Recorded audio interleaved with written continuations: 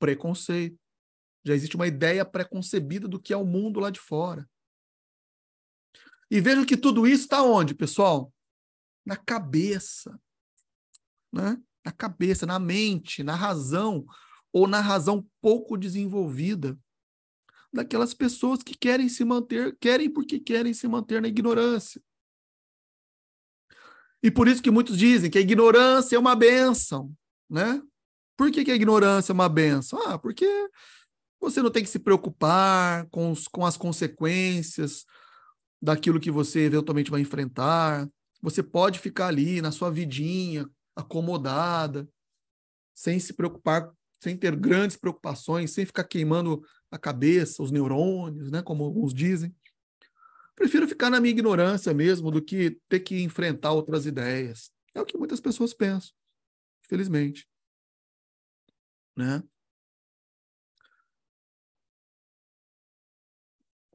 E o que é a Matrix? Eu também nunca deixo de abordar nas minhas aulas iniciais de filosofia a Matrix. Matrix é um filme, né, pessoal? Que foi lançado em 1999. Matrix, o filme. Que depois se desenvolveu em uma trilogia, né? 3 outros filmes do Matrix. Matrix Reloaded, Matrix e Matrix Revolution. São 3 filmes. E que tem como protagonista o Neo, né? Que é um hacker que vivia também uma vida mais ou menos, aquela vidinha ali e tal. Até que então ele, de alguma maneira, conhece lá um grupo, né, de indivíduos que querem enfrentar o sistema e que acaba, então, com que ele seja liberto também daquele mundo em que ele achava que era o mundo real, mas que, na verdade, não passava de um mundo, de uma realidade virtual controlado pelas máquinas. E, para mim, na minha opinião, essa é uma das maiores adaptações para o cinema, uma das maiores adaptações em geral do mito da caverna. Só que eles fazem isso para uma linguagem de cinema, né? Adaptando a história para um conflito entre os homens e as máquinas. E ao invés de uma caverna, onde toda a humanidade estaria presa, o que eles trabalham é com um conceito de mundo, de um mundo virtual, né? De uma realidade virtual, que só existe porque os seres humanos estão sendo escravizados pelas máquinas e recebendo diretamente no seu cérebro estímulos elétricos, químicos, que os fazem acreditar que eles vivem no mundo virtual, mas na verdade eles são nada mais, nada menos do que fornecedores de energia, como se fossem pilhas, isso é dito no livro, no filme, né, inclusive, fornecedores de energia elétrica para o funcionamento das máquinas. De modo, então, que no filme Matrix se trabalha com o conceito de um mundo virtual, onde as pessoas estão presas, onde elas acreditam viver sob uma realidade, né, que, na verdade, nada mais é do que uma ilusão, um mundo ilusório criado pelas máquinas. E seria interessante, né, uma discussão bastante interessante que se aplica ao nosso mundo de hoje. Hoje nós temos a internet, temos a TV, ainda temos a TV, décadas atrás, a TV e o rádio eram as únicas mídias, né, que ofereciam uma realidade, digamos, uma realidade projetada. E vejam que interessante, né? Há uma projeção na tela da TV, na tela do computador, hoje nas telas dos celulares, mas que no mito da caverna é uma projeção na sombra, das sombras nas paredes, né? Mas mal comparando é a mesma coisa.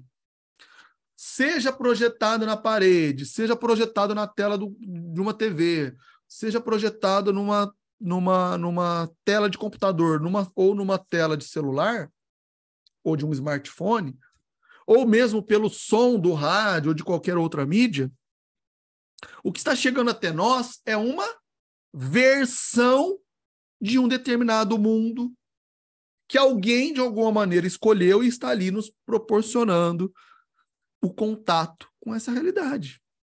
Né? Mas, professor, calma lá, não é bem assim. Por quê? Na televisão eu escolho qual canal eu quero assistir, na internet eu escolho aí quais os sites, quais as redes sociais eu vou participar.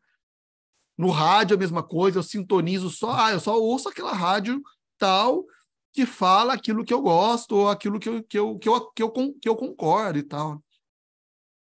Bem, mas quem garante que de fato é você que está escolhendo isso, considerando que a todo momento nós estamos sendo estimulados a, a, a consumir determinados produtos, a todo momento estamos sendo bombardeados por propagandas que são inseridas, né, nas nossas cabeças e muitas vezes tendem a nos iludir mesmo, né, a nos seduzir com determinadas ofertas de produtos, de serviços, que às vezes a gente nem precisa, mas a gente acaba consumindo.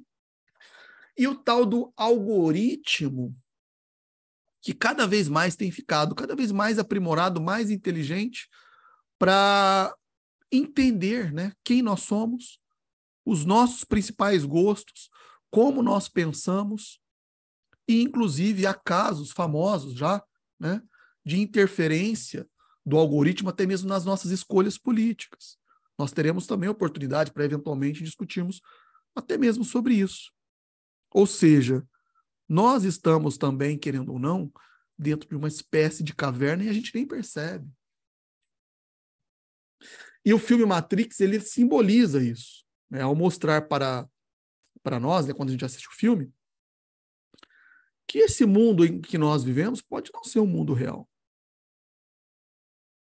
Pode ser que esse mundo que nós consideramos como sendo real nada mais é do que um mundo pensado, projetado para atender determinados interesses que muitas vezes a gente nem sequer percebe o quanto estamos sendo controlados por esses interesses.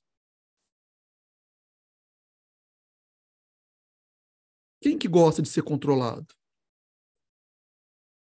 Quem que conscientemente se deixaria prender ou se tornar um escravo? Ou pelo menos, acredito eu, né? Todos nós, como indivíduos, devemos, no mínimo, ter a oportunidade de escolhermos.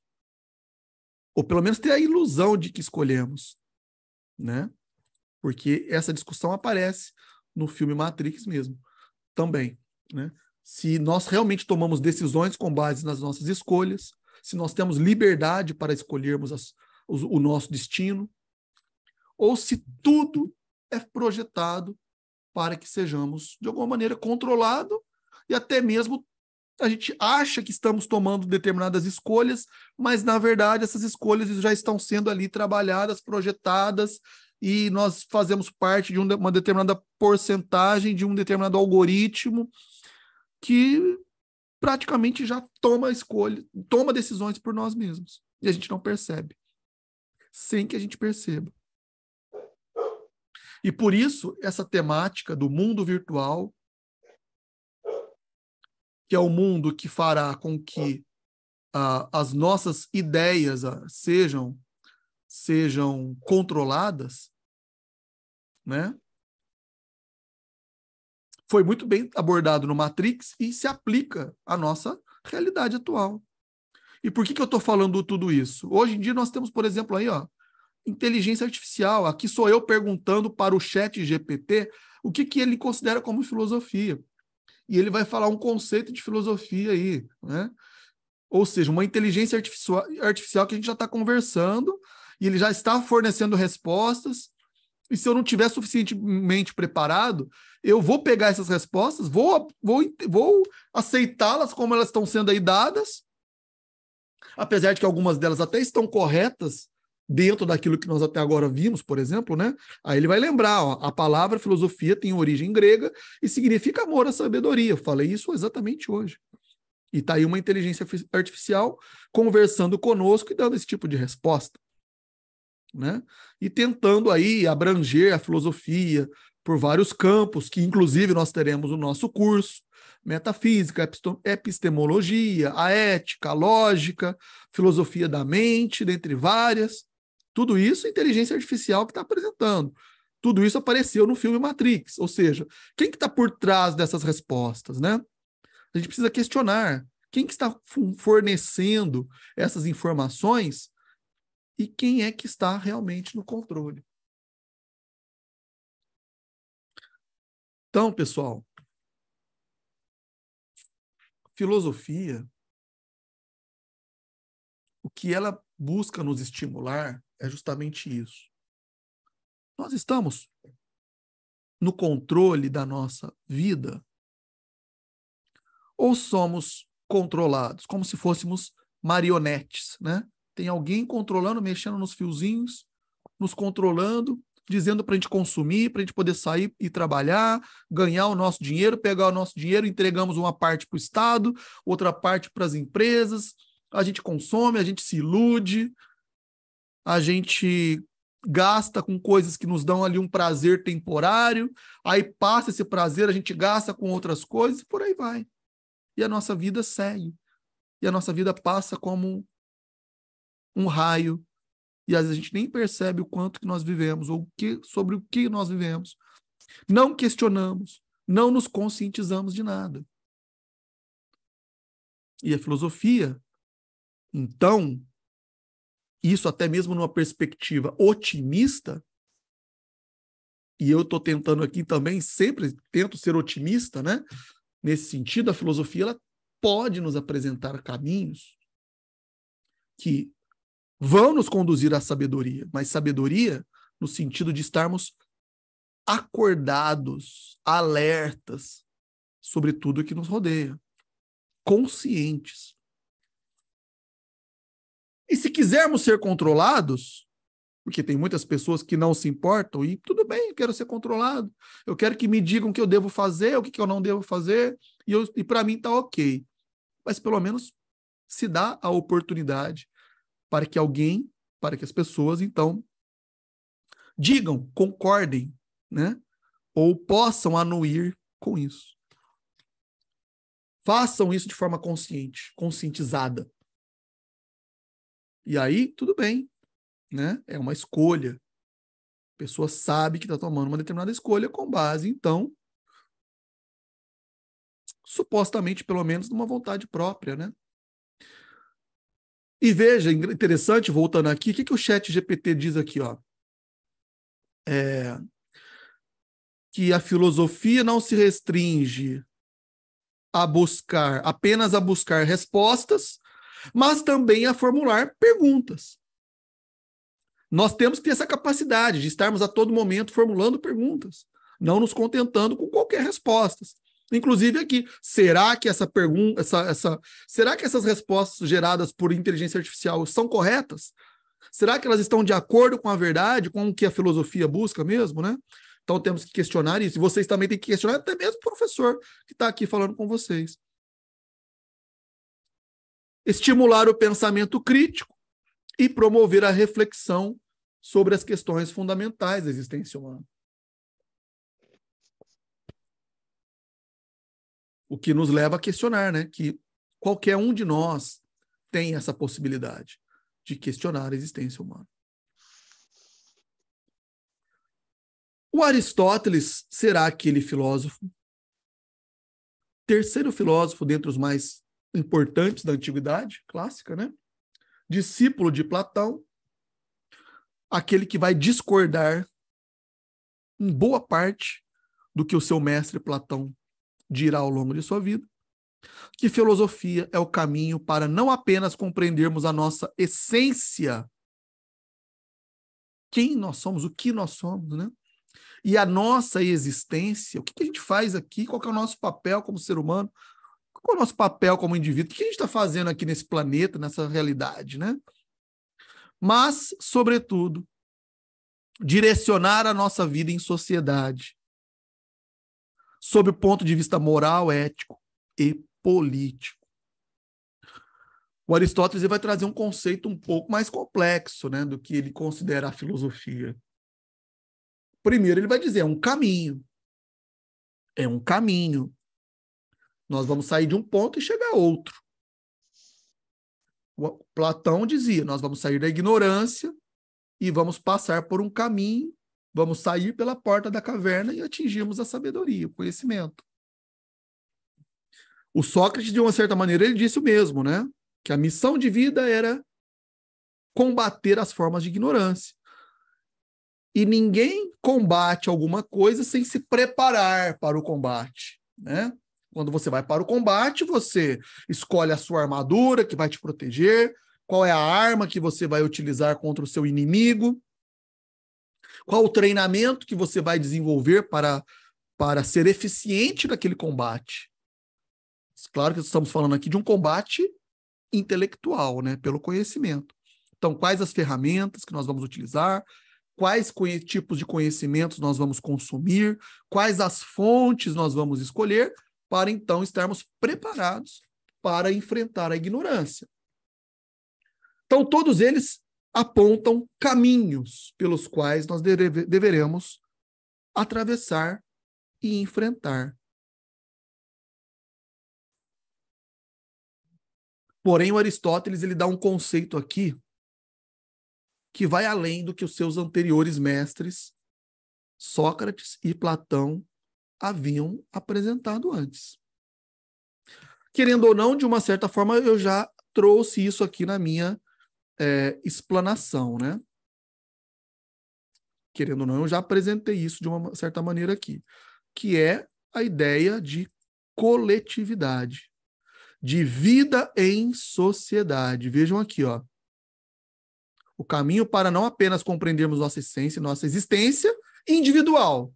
Ou seja, a filosofia, ela se presta para as nossas reflexões no que diz respeito a nós mesmos como indivíduos e a nossa existência como seres que habitam uma determinada realidade. Mas não só isso que a filosofia vai ter que se preocupar.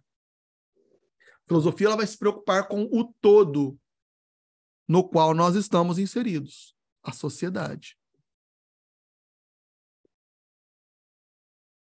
Então percebam que Aristóteles, ele obviamente ele vai reunir todos os conceitos que o antecederam, né? Ou a busca pela sabedoria, o enfrentamento da ignorância, e como que ele diz isso? A partir da nossa busca pela nossa essência, pela nossa existência. Se nós estivermos refletindo sobre quem nós somos, o que nós somos como seres humanos, como indivíduos racionais, qual é o nosso papel nesse mundo, nós estamos a caminho do autoconhecimento, da nossa autocompreensão, e isso naturalmente também nos leva a desenvolvermos a nossa sabedoria, o nosso conhecimento. Isso é fato.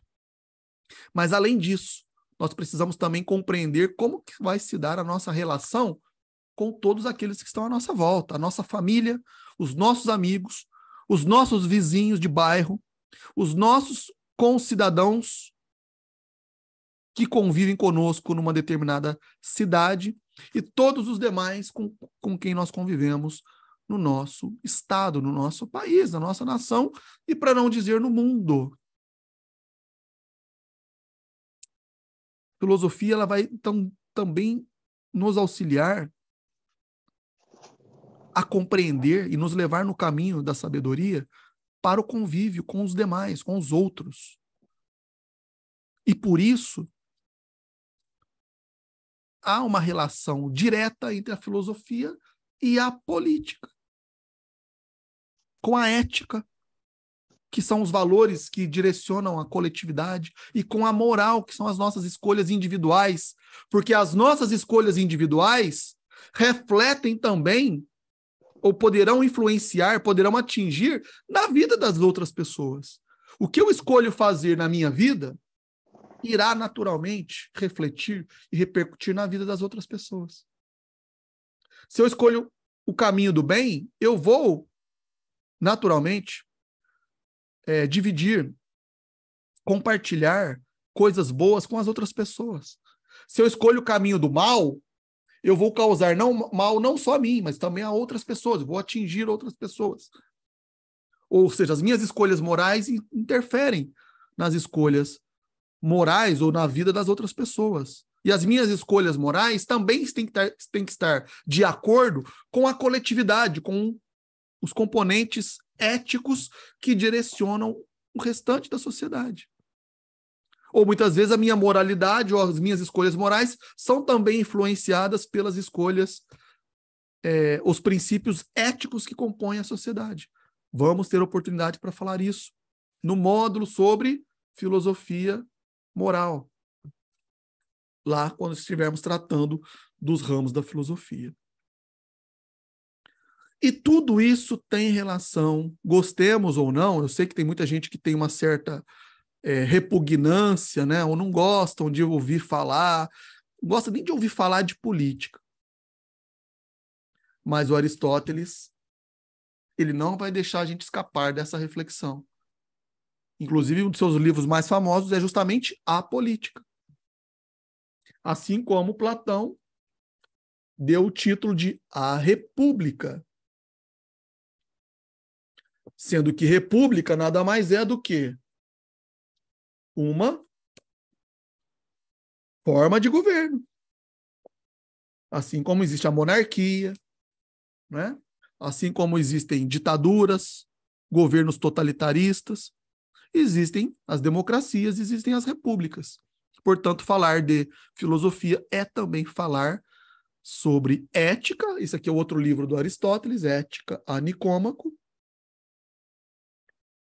E quando se fala em ética, está se falando em princípios coletivos que vão atingir o Estado, a polis, que na antiga Grécia, né, recebia esse termo, polis. Política, políticos. Ou seja, são aqueles que se dedicam aos interesses da coletividade. Político, políticos, era aquele indivíduo grego que muitas vezes abria mão do seu conforto individual para se dedicar aos interesses da coletividade. Que bom que seria, né, se os nossos políticos atuais pensassem assim, né? Se ao invés de pensarem só neles ou nas suas famílias, pensassem na coletividade. Olha só que coisa interessante. Quem sabe o que falta aos nossos políticos é justamente estudar um pouco de filosofia. Não é? Um pouco de vergonha na cara e um pouco de filosofia. Porque saberiam que o papel deles é justamente representar a coletividade, os interesses da coletividade. Alguns até entendem isso, né? Eu vou falar que não são tão ignorantes assim, eles sabem o que é a política, eles sabem o que é a verdadeira política.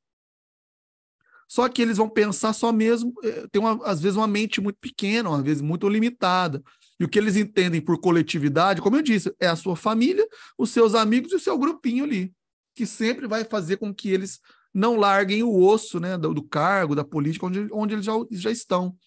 E aí o resto que se vire, né, infelizmente.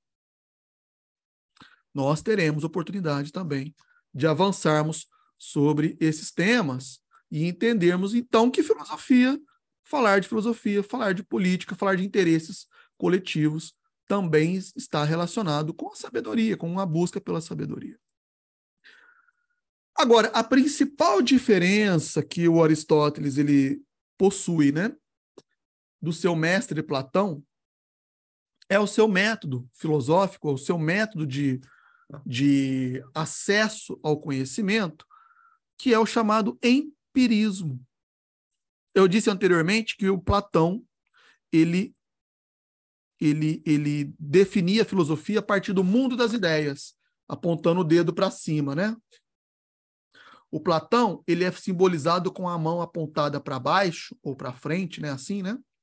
Para dizer que a verdade, a essência do conhecimento, o acesso ao conhecimento, o método pelo qual se acessa o conhecimento é mais objetivo, é pé no chão, pé na realidade, com base empírica, com base nos fatos, ou na prova dos fatos, na evidência dos fatos.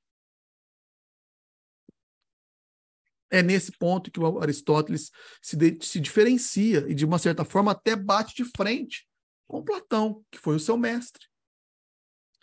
Mais ou menos ele dizia, olha, eu amo o meu mestre, eu tenho grande admiração pelo meu mestre, mas não concordo com tudo que ele diz. Porque para o Aristóteles, o conhecimento, ele, claro, ele passa pela razão, ele passa pela teorização, pelo mundo das ideias, mas ele tem como objetivo principal compreender a realidade. Portanto, ele tem que estar próximo da realidade. E essa forma de pensamento com base empírica será primordial para, no futuro, né, para os filósofos modernos, pós-Renascimento, pós o período do Renascimento, histórico do Renascimento, passarem a dar uma valorização muito maior para o experimento, para a experiência, para as investigações empíricas, para a busca por evidências científicas, para o nascimento da ciência. Aliás, o Aristóteles é considerado, né, um dos primeiros cientistas da história da humanidade ocidental, porque ele trouxe as bases da investigação científica. Ou seja, os fatos têm que ser comprovados em evidências empíricas, com provas, com experimentação, com investigação científica. E a sua base está lá na antiguidade. Ou seja, a filosofia. Estamos ainda, né, tentando responder a pergunta o que é filosofia. E a filosofia, então, nesse sentido, do ponto de vista de Aristóteles, ela passa, né, a ter um sentido de uma verdade que precisa ser buscada no sentido de que não adianta eu só elaborar uma ideia, uma teoria, por mais bonita que seja essa teoria, por mais fantástica e convincente que ela seja. Mas é importante que ela também tenha uma base na realidade, nos fatos, porque o nosso mundo ele é concreto, né? Nós vivemos uma vida material.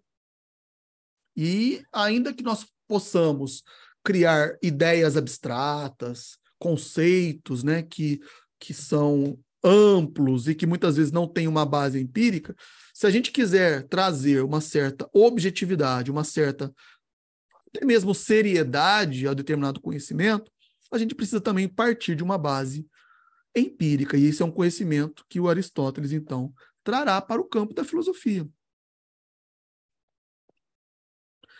Então, com isso, nós basicamente tentamos, né, responder o que é filosofia. E agora talvez alguns estejam se perguntando, mas será que filosofia é para mim, né? Será que, poxa, todos esses questionamentos, né, todas essas abordagens, todas essas formas de visualização do conhecimento, será que é para mim? Será que filosofia não é algo assim muito distante? Só esses grandes pensadores é que poderiam, de fato, né, ter esse acesso, né? E será que eu tenho capacidade? Inclusive, deixa eu ler aqui rapidinho, acho que a Luzia mandou aqui um comentário, né? Deixa eu ler, aproveitar aqui enquanto eu vou passar para outro ponto, né? Estou adorando a aula, é exatamente o que eu quero aprender, obrigada. Fico muito feliz, Luzia, Ruane, fico muito feliz que você esteja satisfeita com o que nós vimos até aqui. Tem muito mais ainda pela frente, tá? Essa é só a primeira aula de apresentação. Espero que você possa depois prosseguir aqui conosco. No nosso curso, teremos essa oportunidade semanalmente, 2 aulas por semana. Nós teremos a partir da próxima semana. Esses detalhes eu vou apresentar depois no final, né?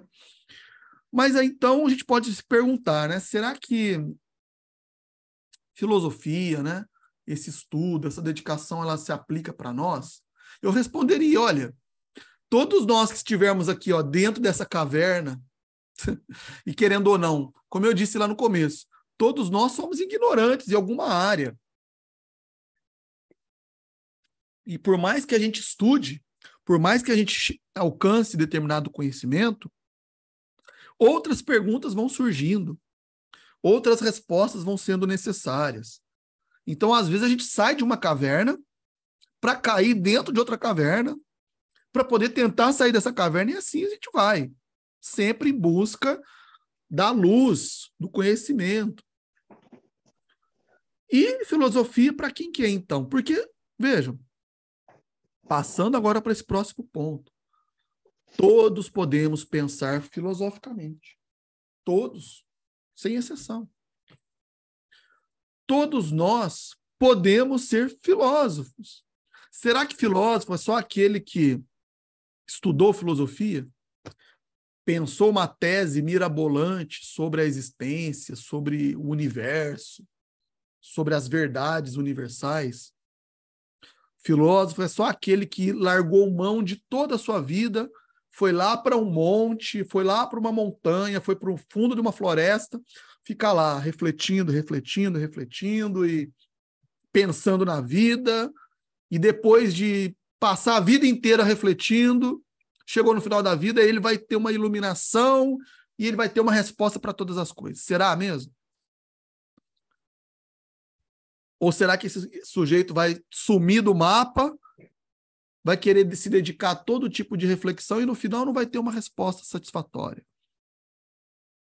E daí ele perdeu toda a sua oportunidade de viver, atingiu uma velhice, atingiu o fim da vida e ainda assim a sua cabeça vai estar lá fervilhando com perguntas e às vezes não encontra as respostas. Então quem que é o filósofo, né? Quem é o pensador? Tá aí essa estátua famosa, né? O Pensador, de Rhodes, se eu não me engano, né? Ou seja, gente, todos nós podemos pensar filosoficamente. O ato de pensar é inerente ao ser humano. O ato de pensar, né? Nós já nascemos, ainda que em tenra idade, ainda desde quando somos crianças, né? Desde do ventre materno, já temos ali a capacidade intelectual para desenvolver algum tipo de conhecimento, já temos, pelo menos, os mecanismos biológicos, fisiológicos necessários para fazer funcionar o nosso cérebro, de modo que o nosso pensamento ele já surge ainda que nos primeiros dias de vida, porque é inerente ao ser humano. E essa frase do René Descartes, penso, logo existo, também é uma das frases mais conhecidas da filosofia, né? Porque ela faz uma relação entre o ato de pensar com o ato de, ou com o fato de existirmos. O ato de pensar, nós já nascemos pensando, apesar de que tem muita gente que não pensa, só pensa besteira, né? Ou pensa de forma errada, mas pensa. Mas o ato de pensar, que às vezes nem é um ato de escolha, porque nós pensamos, e isso é uma habilidade, é um atributo natural, ele está diretamente relacionado com o fato de existirmos. Então, se existirmos, pensamos. Se pensamos, existimos. Então, é uma relação lógica, natural, direta entre o ato de pensar e existir. E quem trouxe essa reflexão foi esse pensador, René Descartes, do período da Idade Moderna. Nós vamos falar sobre esse pensador mais à frente, quando adentrarmos o período da modernidade, ou talvez um dos principais pensadores do período pré-moderno ou pós-renascentista, alguns vão considerar assim, né? Agora, vocês podem, talvez, assim, pensar comigo, ou refletir aí, né? Do lado de vocês. Mas então, que história é essa de habilidade de pensar? Se a gente pensa, nós pensamos. Para que eu preciso de um curso? Por que a gente precisa desse curso aqui de filosofia que você está apresentando para nós? Para aprendermos uma habilidade, sendo que você acabou de falar que essa habilidade é natural, que a gente já nasce pensando, que desde o ventre materno já existe a capacidade de pensar. É que nem sempre pensar é pensar.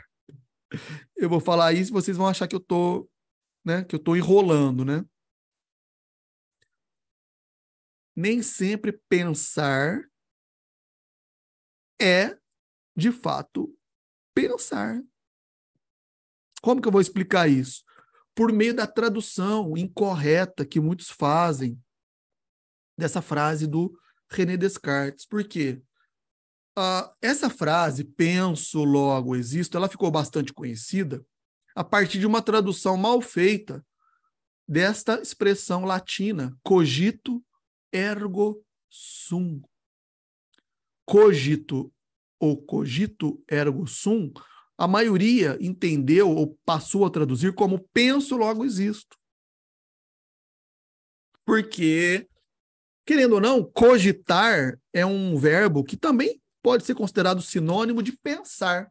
Ah, eu estou cogitando se eu vou hoje na praia tomar sol, ou se eu vou ler um livro, estou cogitando se eu vou na praça ouvir a banda tocar, ou cogitando se eu vou adiantar aquele meu trabalho que eu tenho que apresentar na próxima semana.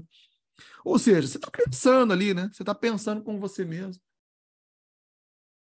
Porém, o verbo cogitar, ele tem um sentido mais amplo do que pensar. E ele, na verdade, ele dá a entender muito mais o sentido de dúvida, indagação, suposição.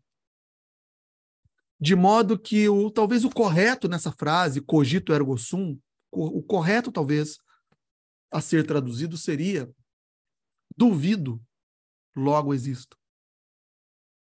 Ou questiono, indago, suponho, logo existo.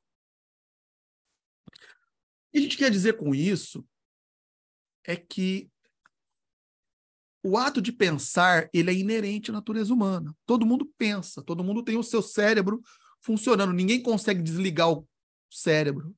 Ninguém consegue, né, parar de pensar. Porque a todo momento nós estamos pensando. Isso faz parte da nossa natureza humana. A gente só desliga o cérebro quando a gente fica inconsciente, quando a gente vai dormir.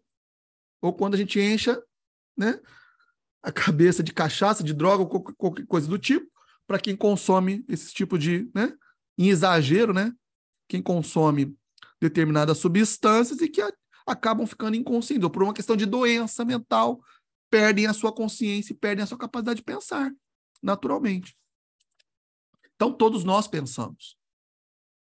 Mas será que todos nós questionamos? Será que é normal, é natural que as pessoas duvidem de tudo, questionem tudo, façam suposições sobre tudo? Se fosse assim, não existiriam os prisioneiros da caverna. Se fosse assim, não existiriam pessoas que são controladas pelas outras. Se as pessoas tivessem a capacidade natural ou a habilidade natural de pensar criticamente, muitas pessoas não seriam enganadas por estelionatários, por políticos charlatões, por políticos demagogos, por políticos populistas, por vendedores que querem vender algo que não existe muitas vezes, falsários. Na internet está cheio disso. Inclusive professor de filosofia, que às vezes oferece um curso, aí você vai acessar, não tem esse curso, ou às vezes oferece uma coisa que na verdade você vai acessar e não é. Eu mesmo, infelizmente, já caí em casos como encontros como esse, né? Um professor que eu imaginava que ia dar um curso excelente, comprei o curso e no final não era bem aquilo que estava sendo oferecido, né? Infelizmente. Mas é claro, eu fiz aquilo de forma consciente, sabendo que eu estava gastando meu dinheiro, que poderia ser um risco, enfim, tal, que às vezes valia a pena, que querendo ou não, eu sou professor também. Então, mesmo quando eu assisto um professor ruim dando aula, eu aprendo com aquele professor ruim, porque eu falo, eu não vou ser um professor como ele. E eu não vou oferecer para os meus alunos o que esse professor aí ofereceu para mim. Eu vou oferecer pelo menos algo melhor do que ele está ali se dispondo a oferecer. Então, querendo ou não, a gente acaba aproveitando né, e digamos, superando, né, eventuais enganos que a gente possa cometer. Até porque também nós podemos cometer enganos a qualquer momento, né? Mas é isso. Habilidade de pensar todos temos.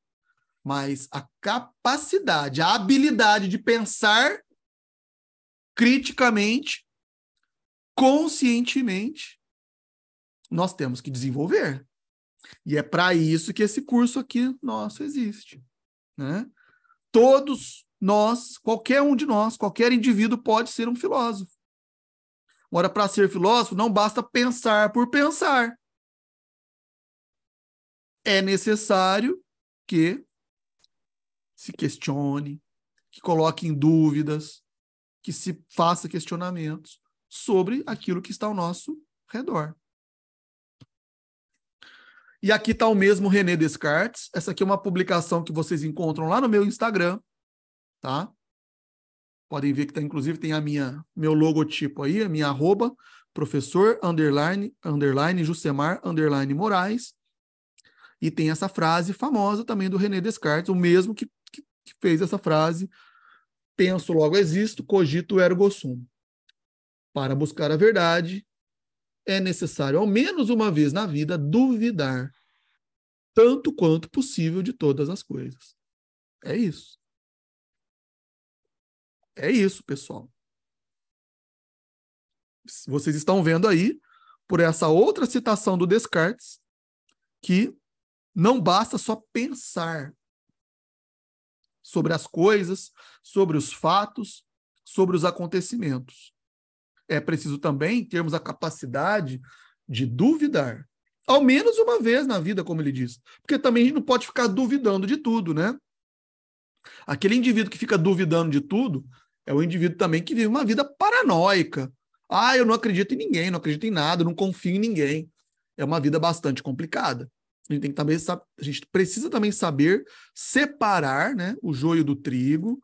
A gente tem que saber separar em quem vamos confiar, quais as fontes que nós devemos confiar ou não, em quais pessoas nós podemos depositar a nossa confiança, porque, claro, também há momentos que a gente precisa também ter a tranquilidade de estarmos vivendo uma verdade, né? Se a gente ficar também duvidando de tudo, de todos, a todo momento, a gente vai viver uma vida paranoica. Isso também não é uma vida de sábios, de quem né? Eu poderia dizer, a gente tem que duvidar da dúvida. Ou a gente tem que questionar se devemos questionar a todo momento, para vocês verem como que a gente vai levando aí um paradoxo, né? Mas ao mesmo tempo também vamos desenvolvendo cada vez mais a nossa capacidade crítica, porque o ponto é esse, é desenvolvermos a habilidade de pensar sob o ponto de vista da habilidade de pensar criticamente, que é o que eu vou falar daqui a pouquinho, já partindo para as conclusões, né, aqui da nossa aula de hoje. E como eu disse, o René Descartes não deixa, né, aqui de ser coerente, né, ao dizer que a dúvida é o que nos move em relação à verdade e ao conhecimento. E ainda sobre essa questão, né, de quem é o filósofo, de por que cada um de nós podemos nos dedicar à filosofia, o que nós podemos dizer é: todos nós temos a possibilidade de fazermos perguntas, questionamentos, aquelas perguntas que são fundamentais. Se a gente tem a capacidade ou o interesse, né, ou a vontade, ou o ímpeto de estarmos questionando, por exemplo, de onde nós viemos? Aquelas perguntas clássicas: para onde nós vamos após a morte? Né? A morte é uma certeza, ninguém escapa dela. Ela vai chegar a todos nós, mais cedo ou mais tarde, de uma forma mais ou menos esperada ou não. Porque às vezes a pessoa pega uma doença, né? Uma doença grave, e às vezes já sabe, né, que mais cedo ou mais tarde acabará sucumbindo àquela doença, né? E às vezes já vai até se preparando, ela própria, os familiares, para esse momento derradeiro. Mas o que existe após a morte? Existe vida após a morte? Ou tudo acaba aqui? Né? Então, todos esses questionamentos sobre o universo, sobre a nossa existência, sobre a morte, inclusive, né, esse conceito da morte, existe um princípio estoico, do estoicismo. Nós teremos oportunidade de estudarmos a escola filosófica do estoicismo também no módulo sobre história. É um princípio que eles chamam de memento mori. Memento mori. Ou seja, devemos nos lembrar que somos mortais. E essa é uma forma de sabedoria. É uma forma de estarmos conscientes sobre a nossa vida. Nós devemos ter essa consciência de que a nossa vida, ela tem um fim. Ela terá um fim. E não adianta a gente ter medo da morte. Não adianta ter medo. E deixar que esse medo fique nos paralisando. Por quê? É uma certeza, então não adianta, não vamos escapar dela. Então, se a gente sabe que não vamos escapar, o que a gente vai ter que fazer? Ficar preocupado, eu vou morrer, vou deixar os meus familiares, vou deixar as pessoas que eu gosto. Mas eles vão morrer também em algum momento. E a gente tem que estar preparado para perder as pessoas que nós gostamos. Para que a gente não viva uma vida sofrida.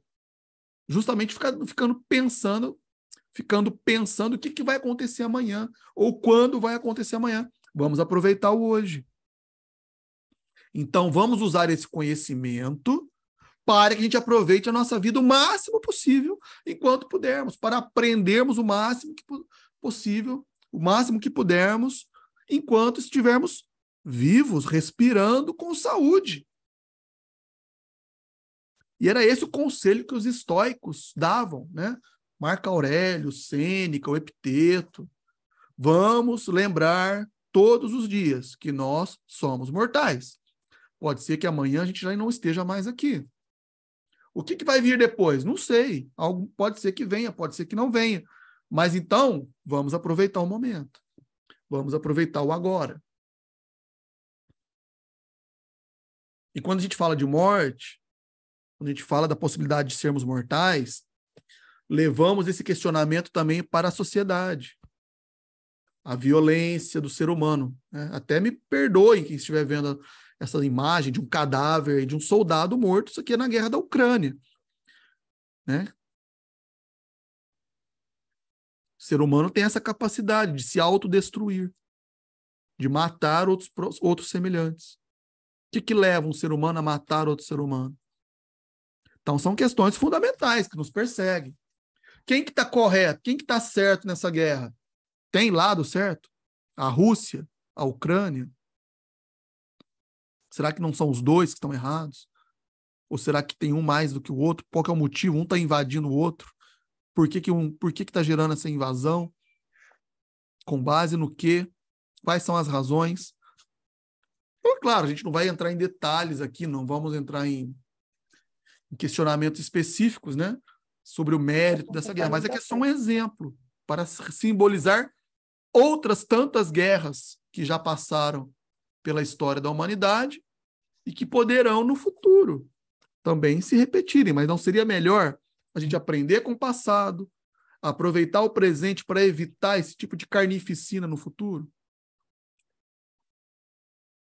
Então, veja, eu estou aqui elaborando reflexões, elaborando perguntas. Pode ser uma pergunta simples também. Bolacha ou biscoito? Isso é uma guerra, entre aspas, entre os mineiros e os cariocas, ou entre o Brasil e o Rio de Janeiro, né, que tentam aí mudar os nomes, aí fica essa briga aí, se é bolacha ou biscoito, o que é biscoito, o que é bolacha, e ninguém chega num consenso. Eu sou mineiro, para mim bolacha é uma coisa, biscoito é outra, né? Completamente diferente do que às vezes os cariocas consideram. Aqui é só uma brincadeira, né? Para a gente poder entender que existem conflitos, né, dos mais diversos, dos mais sérios, que levam à morte de nações inteiras, aos mais banais do nosso dia a dia, né, que nos fazem, às vezes, até também interagir, né, e às vezes também ter um pouco de descontração para que a vida também não seja levada sempre a sério, né? Não quero ficar aqui falando só de morte, só de violência, mas existem também aspectos, né, que nos fazem também refletir a partir do bom humor, que às vezes é importante. Isso aqui nem é uma piada, né, mas para tentar trazer também uma espécie de conflito mais leve aqui para a nossa aula. E aí a gente vai concluir esse tópico para dizer que, então, que todos nós podemos pensar, na verdade, questionar filosoficamente. E ao dizer questionar filosoficamente, eu posso até arriscar o filosoficamente, porque se eu questiono, Se eu estou colocando em dúvida, isso já é uma atitude filosófica. Porque aquele que é o filósofo, ele não se contenta em pensar simplesmente. Ele vai estar sempre questionando. Então, a conclusão: todos nós podemos filosofar.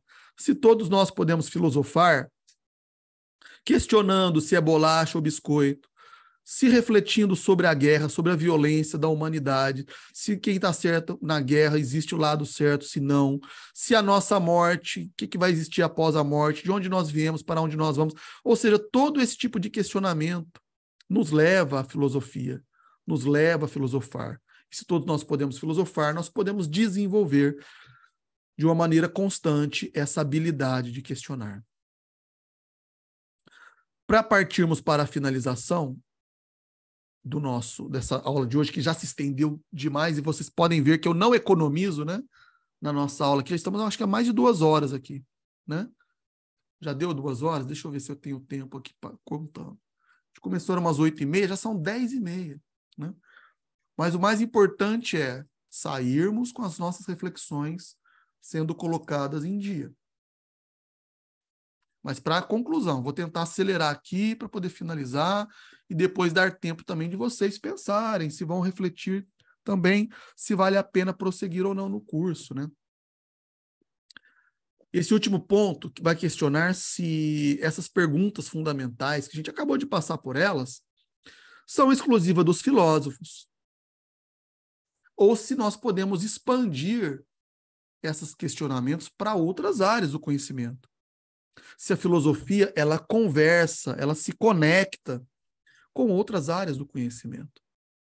E eu já vou dizer de forma bastante clara, é claro que sim, né? Ou seja, existe uma relação entre a filosofia e a religião.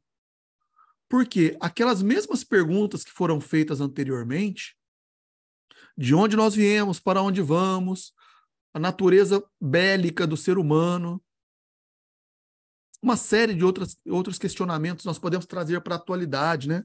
Perguntas polêmicas sobre o início da vida, sobre o aborto, sobre a maturidade, né? Sobre a responsabilidade dos maiores, dos menores de idade. Isso é uma discussão que é feita, por exemplo, no âmbito do direito. Todas as questões são tratadas também pela religião ou pelas religiões. A única diferença é que a religião ou as religiões, e aqui eu estou falando de todas elas, né? Todas as religiões, todas aquelas que buscam respostas em algo mais transcendental, para além da razão, seja o cristianismo, budismo, o islamismo, enfim, são muitas religiões, né? As mais diversas das religiões, a principal diferença é que elas não, talvez a religião ela não tenha os limites racionais que a filosofia costuma impor. Porque nós vimos lá atrás, seja pelo conceito socrático, aristotélico, platônico, todos eles têm uma base na razão. E praticamente todos os filósofos farão com que os questionamentos e principais indagações, principais dúvidas, tenham uma base racional, algumas vezes até empírica, como nós vimos. A religião, ela não vai se prender por esses limites da razão. Ela vai além disso. A religião, ela vai se basear na fé, ou seja, na crença. Eu acredito que algo exista para além da vida quando eu deixo essa realidade, após a morte. Então, eu acredito na existência de vida após a morte. Alguns vão dizer que acreditam na reencarnação, ou seja, a pessoa morre, terá um período numa vida espiritual, depois vai se reintegrar ao planeta Terra, ou outros planetas, e por aí vai. Não há limite para as crenças, para a fé religiosa. Muitas vezes também a religião ela se pauta por dogmas religiosos institucionalizados. E por isso, muitas vezes, há conflitos entre uma religião e outra. porque determinada religião vai estabelecer dogmas. O que são dogmas? São certezas, são conceitos ou certezas, né, de determinados conceitos que não se questionam, que não se poderá questionar. Nós falamos lá atrás que a filosofia ela estimula o questionamento. A filosofia ela busca expandir o questionamento da forma mais livre possível. As religiões, ou boa parte delas, não. Elas estabelecem regras próprias, dogmas. Dogmas baseados na fé ou nas crenças que elas estabelecem de acordo com as suas institucionalidades. E a partir daí podem surgir conflitos, infelizmente podem. Há determinados conceitos cristãos, católicos, que não se compatibilizam ou não conversam, não dialogam com determinados dogmas cristãos de outras denominações que não são católicas, como as evangélicas, igrejas protestantes, pentecostais ou ortodoxas. Dentro do próprio cristianismo, existem várias ramificações, cada um deles com determinados dogmas, com determinadas regras, com determinados conceitos. Quando a gente parte para outras religiões de natureza orientais, religiões de matrizes africanas, como eu disse, várias outras denominações religiosas, cada qual terá um dogma, um determinado conceito que eles consideram inquestionável. Consideram que não pode ser não pode ser refletido, claro, com certos limites, né, dentro dos seus próprios limites, né, dentro dos seus próprios princípios, né, até pode haver um ou outro questionamento, alguma outra reflexão e tudo mais. Porém, escapou desses limites próprios, já não é aceito dentro de determinada religião. E a filosofia não tem essas amarras, né? Então, há algumas diferenças nesse sentido, né? Isso significa que filosofia e religião é incompatível? Não. Não significa que possa haver um diálogo entre filosofia e religião. Pelo contrário, inclusive existem filósofos que estão dentro dos meios, estão inseridos dentro de tradições religiosas. E vamos também ver isso, principalmente no período medieval, por exemplo. Santo Agostinho, São Tomás de Aquino, Guilherme de Ockham, diversos pensadores ali do período medieval fazem uma relação com a filosofia e a religião. Alguns pensadores muçulmanos também nesse período da Idade Média, e por aí vai. A filosofia, ela também guarda uma relação com a razão, como nós já vimos, com preceitos racionais, né? Ou seja, a filosofia, ela não necessariamente ela precisa estar pautada em preceitos racionais, como nós vimos, por exemplo, na visão empírica, filosófica empírica, com base em investigação e experimentação, a partir de Aristóteles, e depois virão outros filósofos. Há determinados conceitos filosóficos que não necessariamente são explicados sob o ponto de vista racional. E a mesma coisa, há uma relação entre a filosofia e a ciência, considerando que a ciência, diferente da religião, como nós falamos anteriormente, ela oferece determinadas respostas que a ciência irá pressupor. Ou seja, a ciência ela elabora uma hipótese, uma pressuposição.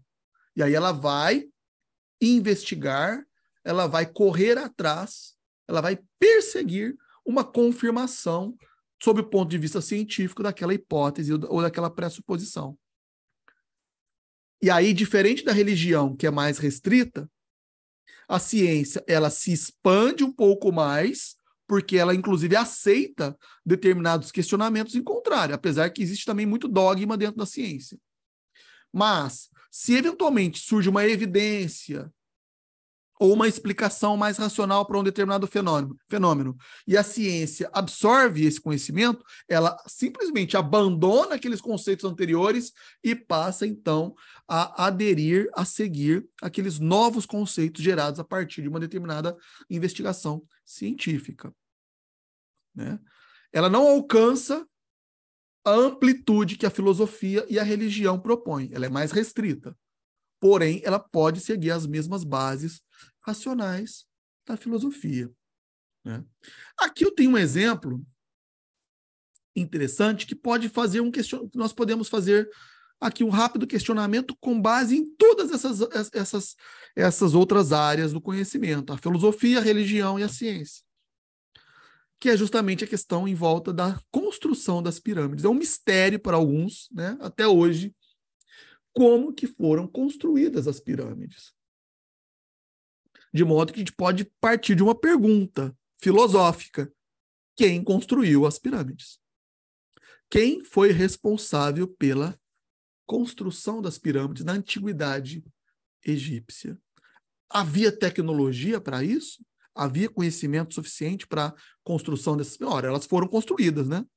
Então, com base em algum tipo de conhecimento, deve ter havido essa construção ou essas construções. Agora, quem foram os responsáveis por isso? Pode vir a religião ou determinadas religiões e dizer, olha, isso aí foi obra dos deuses, ou isso foi obra, como alguns dizem hoje em dia, não é bem uma religião, mas são crenças cosmológicas ou crenças ufológicas que vão dizer que foram civilizações alienígenas, né? Que no passado longínquo, de alguma maneira, visitaram o planeta Terra e forneceram tecnologia, naquela época, hoje desconhecida, suficiente para a construção das pirâmides. E pode vir a ciência dizer, com base em determinadas investigações, até arqueológicas e tudo mais, e dizer que havia algum tipo de tecnologia naquela época, de lapidação das pedras, ou de, né, algum tipo de construção, de tecnologia que eles dominavam, que os egípcios dominavam naquela época, e que permitiu essa construção precisa das pirâmides, que de alguma maneira talvez isso apenas ficou perdido, mas que precisa talvez um pouco mais de pesquisa, que com o tempo, eventualmente, vai se alcançar respostas suficientes, cientificamente possíveis, até mesmo para que, se alguém quiser, possa reproduzir essas construções na atualidade. Ou seja, aqui eu uso como exemplo, né, esse mistério, né, essas questões fundamentais sobre a origem ou construção das pirâmides. É claro que hoje em dia até pode existir aí respostas muito mais satisfatórias do que essas que eu trouxe, né, mas que serve bem para a gente poder entender aí a relação que pode haver entre filosofia, religião ou crenças das mais diversas, né, até mesmo crenças na existência de vida em outros planetas, para que algo como um fenômeno como esse possa, então, ser explicado, né? Eu particularmente, eu prefiro explicações que estejam baseadas na razão, em evidências científicas, né? E costumo me satisfazer com as explicações que hoje em dia consideram que os egípcios, apesar de, naquele período, um tanto quanto de forma rudimentar, tinham um domínio absurdo, né, da matemática, tinham acesso a determinados instrumentos, que alguns deles, claro, se perderam, né, com o tempo, mas que possibilitavam o entalhe das pedras e, com o passar do tempo, o uso, inclusive, de outras técnicas que, infelizmente, se perderam, podiam ou possibilitariam a construção de monumentos como esses, até porque as pirâmides não são as únicas evidências daquele período, né? Existem uma série de outras construções da época que mostram que eles sim detinham tecnologia suficiente para isso.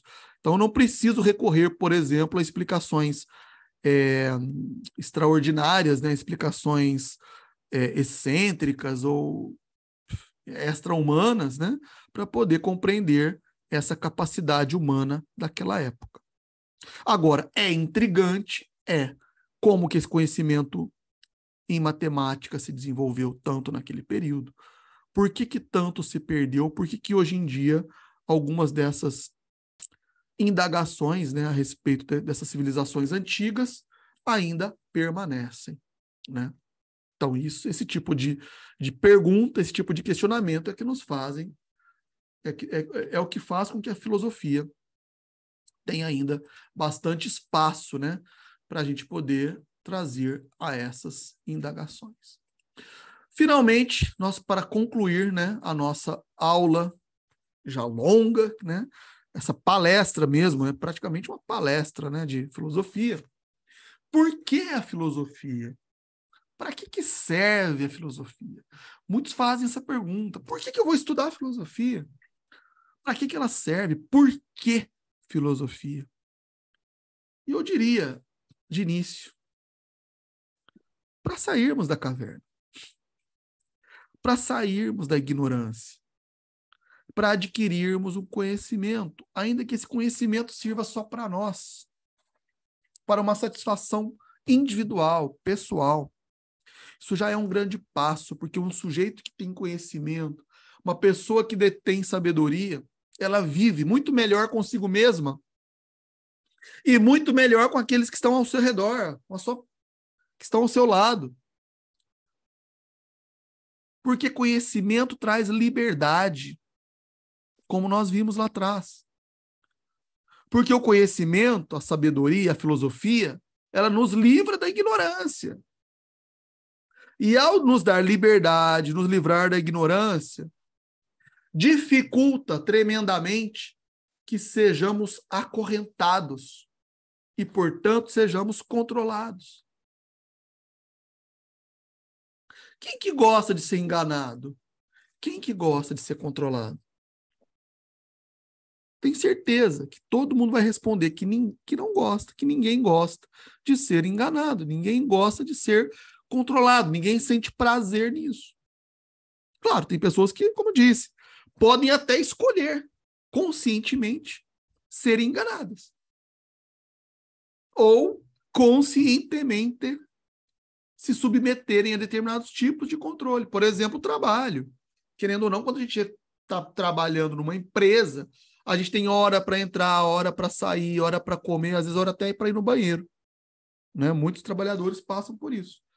Eu, felizmente, sou autônomo, sou advogado autônomo, tenho a minha autonomia como profissional, porém, não sou também totalmente livre, porque eu dependo dos meus clientes, dependo dos pagamentos que eles fazem, dependo do processo, dependo do judiciário, dependo dos juízes, dos servidores públicos, dependo de toda uma cadeia de funcionamento para que os meus processos possam andar.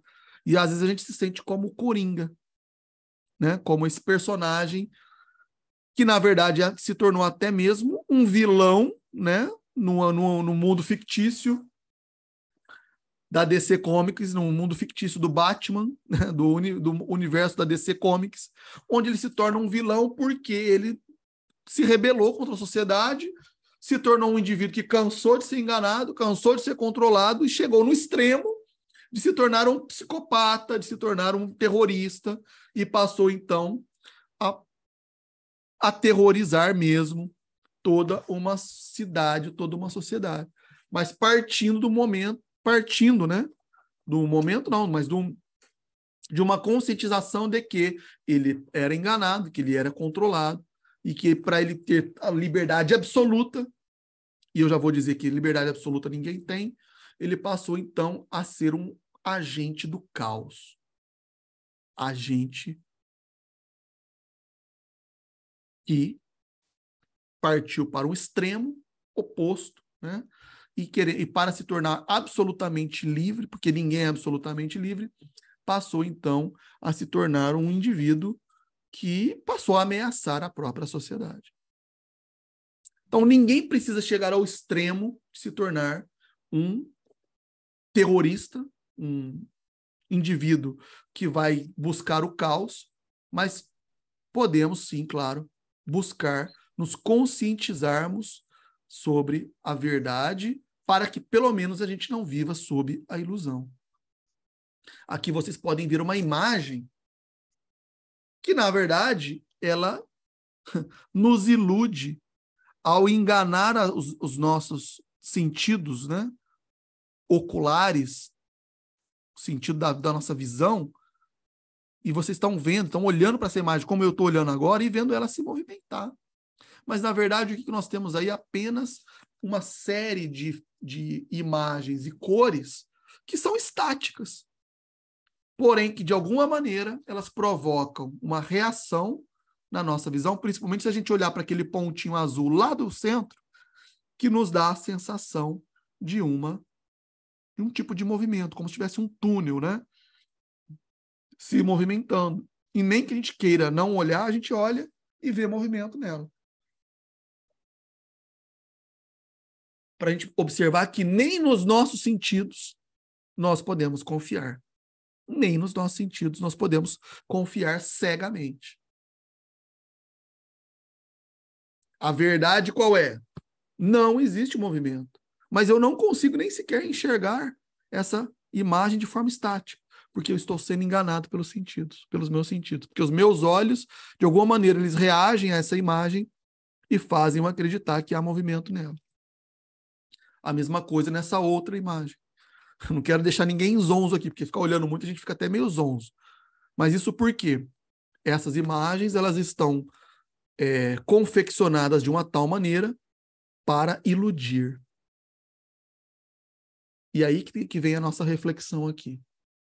Quantas coisas, quantos fatos, quantos acontecimentos não existem na nossa vida que são próprios para nos iludir? E o nosso compromisso aqui é que a gente esteja tão desperto e tão preparado para pensar, questionar, indagar, e a nossa existência depende muitas vezes disso, que nós devemos, então, desenvolver a habilidade de pensar. E estudar filosofia é basicamente isso. Desenvolver a nossa habilidade de pensar. Para que a gente possa afirmar com certeza de que essa imagem não se movimenta. A gente pode afirmar com certeza que essa imagem é estática e ela está simplesmente iludindo os nossos olhos.